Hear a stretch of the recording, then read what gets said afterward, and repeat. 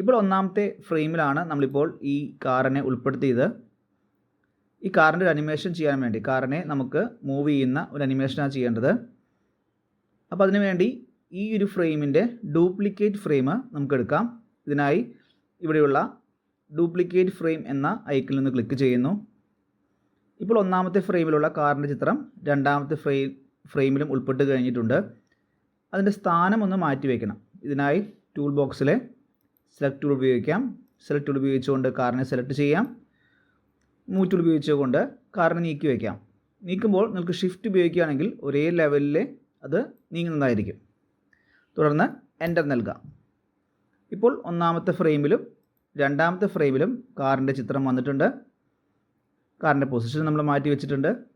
ഇനി ഈ രണ്ടാമത്തെ ഫ്രെയിമിലെ ചിത്രത്തിൻ്റെ ഡ്യൂപ്ലിക്കേറ്റ് എടുക്കാം.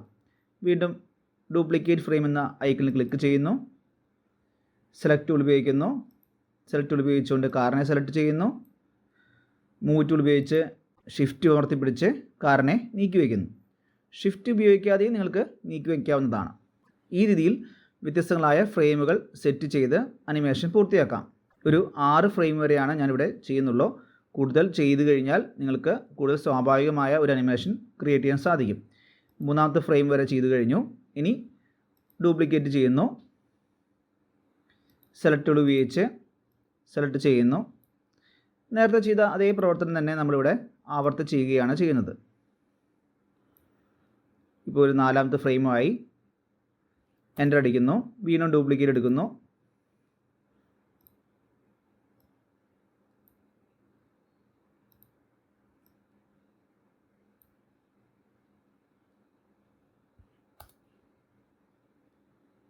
ഓരോ തവണയും കാറിൻ്റെ സ്ഥാനം നീക്കി വെച്ച ശേഷം എൻ്റർ ക്ലിക്ക് ചെയ്താലാണ് അതവിടെ ഫിക്സ് ആവുള്ളൂ. ഇപ്പോൾ അഞ്ചാമത്തെ ഫ്രെയിം വരെ വന്നിട്ടുണ്ട്. ഒരു ഡ്യൂപ്ലിക്കേറ്റ് കൂടി എടുക്കുന്നു. ഇപ്പോൾ ആറാമത്തെ ഫ്രെയിമിലേക്ക് എത്തിയിട്ടുണ്ട്. ഇവിടെയും അതിൻ്റെ സ്ഥാനമൊന്ന് ഈ ക്യാൻവാസിൻ്റെ പുറത്തേക്ക് നീക്കി വയ്ക്കുന്നു.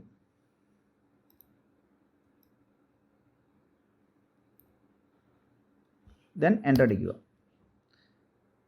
നമ്മളുടെ ഒണിയൻ സ്കിന്നെ ഇവിടെ പ്രീവിയസ് ഫ്രെയിം 3 കൊടുത്തതുകൊണ്ടാണ് തൊട്ട് മുമ്പുള്ള 3 ഫ്രെയിമുകൾ നമുക്ക് കാണുന്നത്. അപ്പോൾ ഞാനിവിടെ 1, 2, 3 മൂന്നാമത്തെ ഫ്രെയിമിൽ നിന്ന് ക്ലിക്ക് ചെയ്യുകയാണെങ്കിൽ ആ മൂന്നാമത്തെ ഫ്രെയിമിലെ ചിത്രം ഡാർക്കായിട്ടും മറ്റുള്ള ഫ്രെയിമുകൾ ചെറിയ ലൈറ്റായിട്ടും കാണും. അപ്പോൾ ഇതിനെയാണ് നമ്മൾ ഓണിയൻ സ്കിന്നുകൾ എന്ന് പറയുന്നത്. ഇത് പ്രീവിയസ് ആയിട്ടും നെക്സ്റ്റ് ഫ്രെയിമും നമുക്കിവിടെ കാണാൻ സാധിക്കും. നമ്മൾ ചെയ്ത വർക്ക് ഒന്ന് ശരിയായിട്ടുണ്ടോ എന്ന് അറിയാൻ ഒന്ന് പ്രവർത്തിപ്പിച്ച് നോക്കാം. ഞാനിവിടെ പ്ലേ ബട്ടണിൽ ഒന്ന് ക്ലിക്ക് ചെയ്യുന്നു. ക്ലിക്ക് ചെയ്യുമ്പോൾ കാറ് മുന്നോട്ട് നീങ്ങിപ്പോകുന്നുണ്ട്. കൂടുതൽ ഫ്രെയിമുകൾ ഉണ്ടെങ്കിൽ കൂടുതൽ സ്വാഭാവികമായ ഒരു അനിമേഷൻ നമുക്ക് സൃഷ്ടിക്കാൻ സാധിക്കുന്നതാണ്. ഇവിടെ നമ്മൾ കുറച്ച് ഫ്രെയിമുകൾ മാത്രമാണ് ഉൾപ്പെടുത്തിയിരിക്കുന്നത്. ഓക്കെ, ഇനി നമുക്ക് ഈ ഫയൽ എക്സ്പോർട്ട് ചെയ്യണമെന്നുണ്ടെങ്കിൽ ഫയലിൽ പോയി എക്സ്പോർട്ട് മൂവി നൽകാം. സേവ് ചെയ്യേണ്ട ലൊക്കേഷൻ ഡെസ്ക്ടോപ്പ് സെലക്ട് ചെയ്ത് ഫയലിൻ്റെ പേര് ഞാൻ car.mp4 എന്ന് നൽകി സേവ് ചെയ്യുന്നു. ദെൻ താഴെ ഓക്കെ നൽകുന്നു.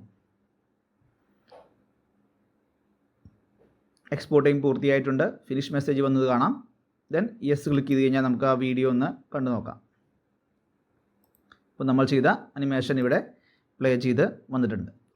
വളരെ കുറച്ച് സമയത്തേക്കുള്ള ഒരു ചെറിയൊരു അനിമേഷനാണ് നമ്മൾ ചെയ്തത്. പെൻസിൽ 2Dയിലേക്ക് എങ്ങനെ ചിത്രം ഇമ്പോർട്ട് ചെയ്യാമെന്നും ചിത്രത്തിൻ്റെ ഡ്യൂപ്ലിക്കേറ്റുകൾ എടുത്തുകൊണ്ട് ചെറിയൊരു അനിമേഷൻ എങ്ങനെ ചെയ്യാമെന്നാണ് നമ്മളിവിടെ പരിചയപ്പെടുത്തിയത്.